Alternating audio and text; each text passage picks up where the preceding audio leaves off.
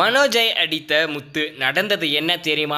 இந்த டைமில் நம்ம மனோஜுக்கு பார்த்தோன்னாக்கா இந்த மாதிரி ஒரு தர்ம அடி கிடைக்கும்னு சொல்லிட்டு கொஞ்சம் கூட எதிர்பார்க்கவே இல்லைங்க. ஏன்னா இந்த டைமில் நம்ம மனோஜ் என்ன பண்ணியிருப்பாருனாக்கா இந்த வீடு மொத்தமாக போகிறதுக்கான ஒரு காரணமாகவே அவர் தான் இருந்துகிட்ருக்காங்க. ஆனால் இருந்தாலும் இந்த ஒரு சமயத்தில் அவர் என்ன பண்ணிட்டாருன்னா நம்ம பண்ணுறது எல்லாமே சரி, இந்த டைமில் வீட்டில் எனக்கு எந்த ஒரு பங்கும் கொடுக்க முடியாதுன்னு சொல்லிட்டீங்க.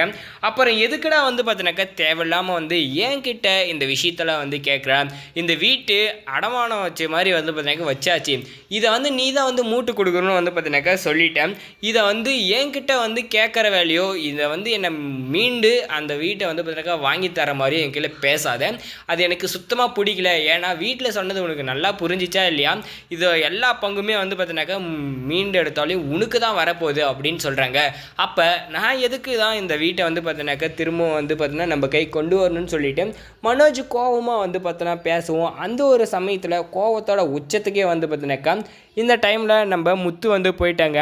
ஏன் அப்படின்னு பார்த்தோன்னா இந்த மனோஜ் பார்த்தீங்கன்னாக்கா ரொம்பவே ஓவராக பார்த்தீங்கன்னாக்கா பண்ணுறாரு. இந்த சமயத்தில் அவரால் தான் இந்த அளவுக்கு எல்லா பிரச்சனையும் பார்த்தீங்கன்னாக்கா உருவானது. ஆனால் எதுவும் தெரியாத மாதிரி ஒரு நாடகத்தை போட்டு அங்கே அவர் நின்றுட்டுருக்காங்க. இந்த சமயத்தில் நம்ம மனோஜ் பார்த்தீங்கன்னாக்கா என்ன பண்ண போகிறாருனாக்கா இந்த சைடு என்ன பண்ணுறாங்கனாக்கா இந்த பார்லர் அம்மாவும் பார்த்தீங்கன்னாக்கா ரொம்ப கஷ்டப்படுத்துகிறாங்க. இன்னொரு பக்கம் இந்த வீட்டில் இருக்கிற எல்லாரையும் பார்த்தீங்கன்னா கொடுமை மேலே கொடுமையாக தான் பண்ணிகிட்ருக்காங்க. அது மட்டும் இல்லாமல் அவங்க அம்மா விஜயா பேச்சை கேட்டு இந்த வீட்டை மொத்தமாக பார்த்தீங்கன்னாக்கா இந்த லெவலில் கொண்டு விட்டுருக்காங்க. ஆனால் இவ்வளோ திமுறை அவர் பேசுகிறதுக்கு சரியான ஒரு பதிலடியை தான் பார்த்தீங்கன்னாக்கா இப்போ நம்ம முத்து கொடுக்க போகிறாங்க. நடு ரோட்டில் பார்த்தீங்கன்னாக்கா பிச்சை எடுக்கிற ஒரு நிலைமைக்கு கொண்டு வர தான் போகிறாங்க. ஏன்னா நம்ம மனோஜ் இந்த சமயத்தில் என்ன பண்ணாருன்னா அந்த இடத்துலையுமே பார்த்தீங்கன்னா இந்த மனோஜியை பார்த்தீங்கன்னா விட்டு அடித்து துரத்திட்டு இந்த கடையுமே பார்த்தீங்கன்னா நம்ம கைக்குள்ளே கொண்டு வரணும் அப்படின்னு சொல்லிட்டு முத்து பார்த்தீங்கன்னா ஒரு முடிவு எடுக்க போகிறாங்க. நம்ம மனோஜ் என்ன பண்ணிட்டாருன்னா இப்போ ஒய்ஃபும் இல்லாமல் அம்மாவும் இல்லாமல் எதுவும் இல்லாமல் பார்த்தீங்கன்னா நடுத்தெருவில் நிற்க போகிறாரு. அவர் போட்ட ஆட்டம் எல்லாத்தையுமே பார்த்தீங்கன்னா ஒரு முற்றுப்புள்ளியும் பார்த்தீங்கன்னா இந்த டைமில் கிடைக்க போது. இதுக்கு என்ன பதில் சொல்ல போகிறாரு?